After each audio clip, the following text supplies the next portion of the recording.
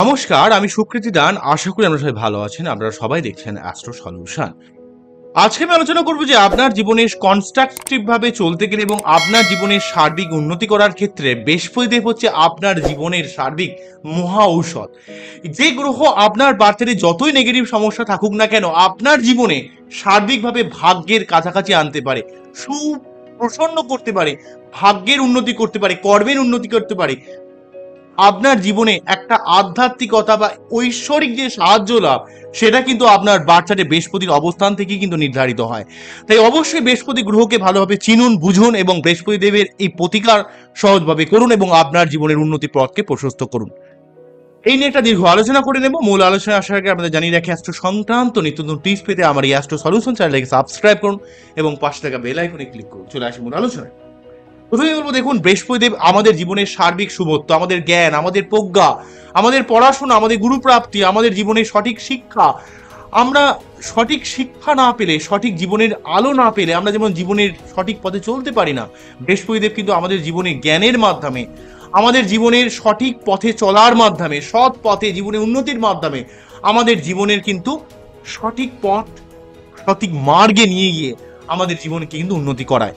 যদি আপনার বাচ্চাটি বৃহস্পতি কোনোভাবে খারাপ থাকে, আপনার জীবনে যতই টাকা পয়সা থাকুক না কেন, আপনি জীবনে কিন্তু জীবনের সঠিক পথ বা সঠিক মার্গদর্শন করতে পারবেন না। তার জন্য আপনার জীবনে সবকিছু থেকেও কিন্তু দিশাহারা হয়ে যাবে এবং আপনার জীবনে সার্বিক শুভত্বের, সার্বিক ব্যাপারের কারক গ্রহ, সার্বিক জীবনে যত কিছু শুভত্ব ঘটনা ঘটে তার কিন্তু মুখ্য বা তার কারক গ্রহ কিন্তু বৃহস্পতিদেব। এবং আপনার স্পিরিচুয়ালিটি এবং আপনার ঐশ্বরিক সাহায্য লাভ, সেটাও কিন্তু বৃহস্পতিদেবের আনুকূল্যেই কিন্তু ঘটে। কেন এমন বললাম, তার অনেকগুলো কারণ রয়েছে। হচ্ছে বৃহস্পতিদেব হচ্ছেন সৌরমণ্ডলের সব থেকে বৃহৎ গ্রহ। এই গ্রহ এতটাই স্ট্রং, যেভাবে অবস্থান করে সেইভাবে হয়তো কিছুটা ক্ষতি করে, কিন্তু সেইভাবে অবস্থান করে আপনাকে একসঙ্গে তিনটে ভাবে দৃষ্টি দেয়। বৃহস্পতিদেব যেখানে থাকবে, কিছুটা ক্ষতি করলেও সেখানে কিন্তু আপনার পঞ্চম দৃষ্টি, সপ্তম দৃষ্টি, নবম দৃষ্টির মাধ্যমে আপনাকে চারটে ভাবকে নিজে কিন্তু ধরে রাখার চেষ্টা করে এবং যে ভাবগুলোর উপর মেনলি দৃষ্টি দেয় বা যেখানে অবস্থান করে, সেই ভাব সংক্রান্ত যতই নেগেটিভ ব্যাপার তৈরি হোক না কেন, সেই বৃহস্পতিদেব নিজের একার চেষ্টায় সেই সমস্ত নেগেটিভ ব্যাপারকে কিন্তু কন্ট্রোল করতে পারে। আপনার জীবনের সার্বিক সুখ বৃষ্টি হতে পারে বৃহস্পতিদেবের কৃপায়। এমন এক স্পিরিচুয়াল প্ল্যানেটকে, তাই বাচ্চাটি ভালোভাবে দেখুন আপনার বাচ্চাটি কোথায় রয়েছে। কেননা বৃহস্পতিদেব একা পাঁচটা ভাবকে নিজে কন্ট্রোল করে, যেভাবে অবস্থান করে তার সঙ্গে তিনটে ভাবে দৃষ্টি প্রদান করে। তাহলে কতগুলো ভাবকে দেখুন, 12খানা ভাবের মধ্যে কিভাবে ভাবগুলোকে কন্ট্রোল করছে। যেভাবে অবস্থান করে সেইভাবে থেকে তিনটে ভাবে দৃষ্টি দেয়, পঞ্চম ভাব, সপ্তম ভাব, নবম ভাব, এবং তার সঙ্গে বৃহস্পতিদেব যেখানেই অবস্থান করুক না কেন, আপনার জেনারেলি ভাবে পাঁচটা ভাবের কিন্তু কারকের মধ্যে রয়েছে।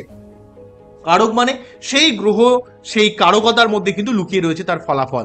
অর্থাৎ কোনো কারকতা মানে হচ্ছে সেই গ্রহ, সেই পার্টিকুলার জিনিসটার এক একটা গ্রহের এক একটা কারকতা থাকে। বৃহস্পতিদেব কিন্তু পাঁচটা ভাবের কারকতার কিন্তু কারক গ্রহ। যেমন ধরুন সেকেন্ড হাউস, অর্থাৎ আপনার জীবনে অর্থ লাভ, আপনি জীবনে কতটা অর্থ সেভিংস করতে পারবেন, আপনি কতটা গুছিয়ে কথা বলে মানুষের কাছে আপনার গ্রহণযোগ্যতাকে বাড়াতে পারবেন সেই ব্যাপারটা, এবং আপনি জীবনে কতটা অর্থ সেভিংস করতে পারবেন, আপনার পরিবার কেন্দ্রিক জীবন কেমন হবে, সেই জায়গাটা কিন্তু বৃহস্পতিদেব কন্ট্রোল করে। তাই প্রথম হচ্ছে আপনার তৃতীয় ভাব, তারপর হচ্ছে পঞ্চম ভাব। পঞ্চম ভাব মানে আপনার বুদ্ধি, আপনার সন্তান, আপনার পড়াশোনা, আপনার জ্ঞান, আপনার প্রজ্ঞা, আপনার ব্যবসা, এতগুলো ব্যাপার কিন্তু পঞ্চম ভাব কিন্তু ইন্ডিকেট করছে।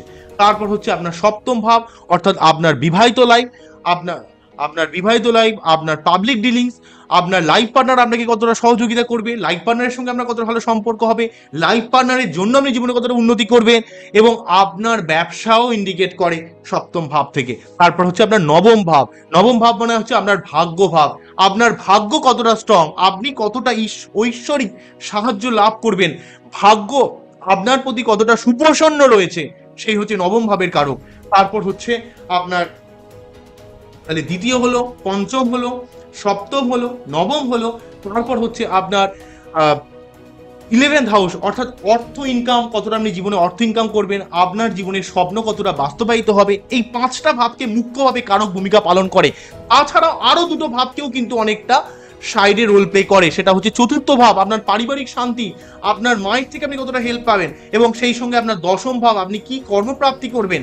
তাহলে এতগুলো ভাবকে আপনার ক্ষেত্রে কিন্তু রোল প্লে করে। এমন একটা শুভ গ্রহ যখনই আপনার বাচ্চাটি ভালো থাকবে, আপনার জীবনের সার্বিক নেগেটিভিটি থেকে আপনাকে কিন্তু বার করে নিয়ে আসবে। আপনার জীবনে বাচ্চাদের যতই সমস্যা থাকুক না কেন, যতই নেগেটিভ অবস্থা পড়ুক না কেন, এই গ্রহটা কিন্তু যদি ঠিক থাকে আপনাকে আস্তে আস্তে আস্তে আস্তে উন্নতির দিকে নিয়ে যাবে।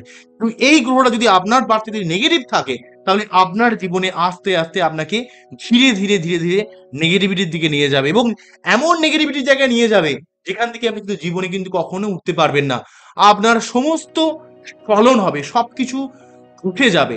আপনার জীবনের শুভত্ব ব্যাপার থেকে আস্তে আস্তে আপনাকে দূরে নিয়ে চলে আসবে, এবং আপনার পেট সংক্রান্ত প্রবলেম, আপনার শুভ বুদ্ধির হ্রাস হবে। আপনি জীবনের সঠিক পথে চলতে পারবেন না, গুরুকে অপমান করবেন, আপনার জীবনের সঠিক মানুষ ফিরে পাবেন না, চলার পথে আপনি বড় দিশাহারা হয়ে যাবেন।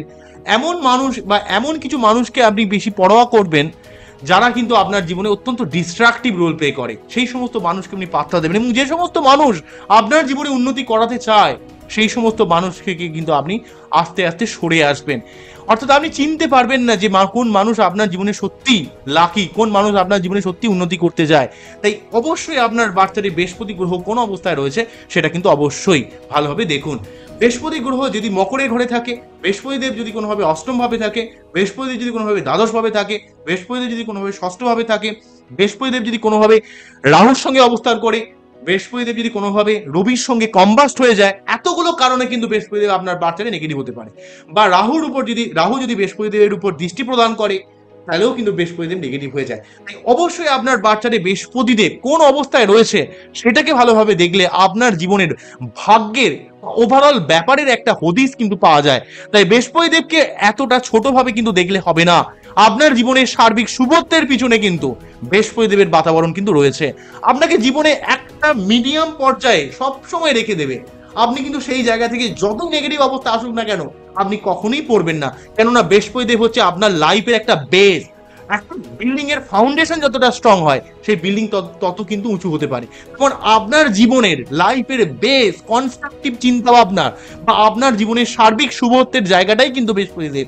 সেই বৃহস্পতি দেব যদি আপনার বাচ্চাটি ভালো থাকে, তাহলে আপনার জীবনে যতই অশুভত্ব আসুক না কেন, সমস্ত অশুভত্ব কিভাবে যেন আপনার জীবন থেকে কেটে যাবে, আপনি সমস্ত বিপদ থেকে উদ্ধার হয়ে যাবেন। তাই আপনার বাচ্চাটি বৃহস্পতি গ্রহকে স্ট্রং করার জন্য আগে দেখুন আপনার বাচ্চাটি বৃহস্পতি দেব কতটা ভালো রয়েছে না খারাপ রয়েছে। তবে সমস্ত লগ্নের ক্ষেত্রে বৃহস্পতি দেব ভালো হয় না, যেমন মকর লগ্নের ক্ষেত্রে, তুলা লগ্নের ক্ষেত্রে, বৃষ লগ্নের ক্ষেত্রে, এই সমস্ত লগ্নের ক্ষেত্রে বৃহস্পতি দেব এতটা শুভ নয়। সেই সমস্ত লগ্নের ক্ষেত্রে জেনারেল ভাবে বৃহস্পতি দেবের প্রতিকার করা ইন জেনারেল ভাবে যায় না, প্রয়োজন ছাড়া করতে নেই। জেনারেলি ভাবে যদি অত্যন্ত প্রয়োজন হয় সেক্ষেত্রে করা যেতে পারে। তবে সেই ক্ষেত্রে যাদের নেগেটিভ লগ্ন রয়েছে, যেমন ধরুন এখানে মকরের লগ্নে বৃহস্পতি কিন্তু শুভ নয়, তুলা লগ্নের ক্ষেত্রে শুভ নয়, বৃষ লগ্নের ক্ষেত্রে শুভ নয়, তাদের ক্ষেত্রে যদি বৃহস্পতি অত্যন্ত পীড়িত থাকে সেক্ষেত্রে তবু পড়া যেতে পারে, এবং তাদের ক্ষেত্রে বৃহস্পতি দেবের মন্ত্র পাঠ করা উচিত। তবে যারা স্টোন পড়তে পারছেন না, স্টোন দু ধরনের হয়, একটা রত্ন একটা উপরত্ন। যদি রত্ন পড়েন পোগরাজ পড়তে পারেন, উপরত্ন হিসাবে আপনারা ইয়েলো টোপাস পড়তে পারেন, ইয়েলো জারকন পড়তে পারেন। তবে ইয়েলো টোপাস অনেক কম দাম, 3 থেকে 5,000 টাকার মতো দাম হয়, যথেষ্ট ভালো কাজ করে, আপনারা পড়তে পারেন, অনেক উপকার পাবেন। এবং সেই সঙ্গে আপনারা প্রতি বৃহস্পতিবার নিরামিষ খেয়ে বিষ্ণুদেবের আরাধনা করতে পারেন, হলুদ ড্রেস পরতে পারেন, হলুদ কোনো ফল কোনো আর্ত মানুষকে বা কোনো দরিদ্র মানুষকে বা কোনো মন্দিরে দান করতে পারেন। মুসুর ডাল বলছি, আপনারা মুগ ডাল হোক বা ছোলার ডাল হোক, কোনো মন্দিরের কোনো ভোগ রান্নার সময় যদি দান করেন তাহলেও কিন্তু অনেক উপকার পাবেন, এগুলো করতে পারেন। তবে গুরুদেবের সাথে, অর্থাৎ আপনার জীবনের একজনকে সঠিকভাবে গুরু করতে হবে। গুরু মানে আপনাকে যে গুরু নিতে হবে এমন কোনো ব্যাপার নেই। এই সমস্ত জায়গায় কিন্তু অনেক ঠক বা জোচ্চোর রয়েছে, সবাই যে ঠক জোচ্চোর তাও নয়, অনেক মানুষ রয়েছে, এটাও একটা বড় বড় বিজনেস নিয়ে হয়, অনেকে টাকা পয়সা রাখেন বিভিন্ন জায়গায় মানুষ। আমি কাউকে ছোট করি না, কিন্তু ওভারঅল ভাবে কিন্তু এই ব্যাপারে অনেক বিজনেসের জায়গায় কিন্তু চলে গেছেন। সুতরাং আপনাকে বুঝতে হবে, আপনি যদি কোনো জীবিত মানুষকে যদি গুরু নাও মনে করেন, আপনি কোনো রামকৃষ্ণ দেবকে হোক, লোকনাথ বাবাকে হোক, বা যে কোনো ঈশ্বর বা হনুমানজিকে হোক আপনি গুরু হিসেবে মনে করতে পারেন, এবং তাকে আপনাকে ডাকতে হবে। এবং যদি কেউ গুরু নিয়েও থাকেন, সেখানেও কিন্তু তাকে অবশ্যই আপনাকে ভক্তি ভরে আপনাকে প্রণাম করতে হবে, তাকে স্মরণ করতে হবে যাতে উন্নতি হয়। তবে অবশ্যই সমস্ত সমাজ ব্যবস্থাটা এতটাই করাপ্টেড, এইসব নিয়ে একটা বড় বড় ব্যবসা আছে, সেই সমস্ত ট্র্যাপে কখনো পা দেবেন না। তো অনেকে তন্ত্র মন্ত্র জ্যোতিষের নামে ভুলভাল কবজ টবজ করে দেন, তো সেসব ব্যাপারেও কিন্তু আমাদের জানতে হবে, আমাদের বুঝতে হবে। সবাই যে খারাপ তা নয়, কিন্তু আমাদের কিন্তু চোখ কান খোলা রাখতে হবে। দরকার হলে আপনি নিজে থেকে পুজো পাঠ করুন না, অসুবিধে কি আছে? বৃহস্পতিদেবের মন্ত্র পাঠ করুন, অনেক উপকার পাবেন। এবং আপনি নিজে কাউকে গুরু বানান এবং তাকে কিন্তু ভক্তি ভরে প্রণাম করুন এবং তাকে কিন্তু আপনি ডাকুন যাতে আপনার জীবনে উন্নতি হয়। তাহলে আপনার জীবনে অনেক সমস্যা কিন্তু কেটে যাবে। এবং আপনার বাচ্চাটি বৃহস্পতি দেবে যদি কোনো সমস্যা থাকে, আপনারা ইয়েলো টোপাস পড়তে পারেন, অনেক কম দামে পাওয়া যায়। তো এটা পড়লেও কিন্তু আপনার জীবনে অনেক উন্নতি হয়।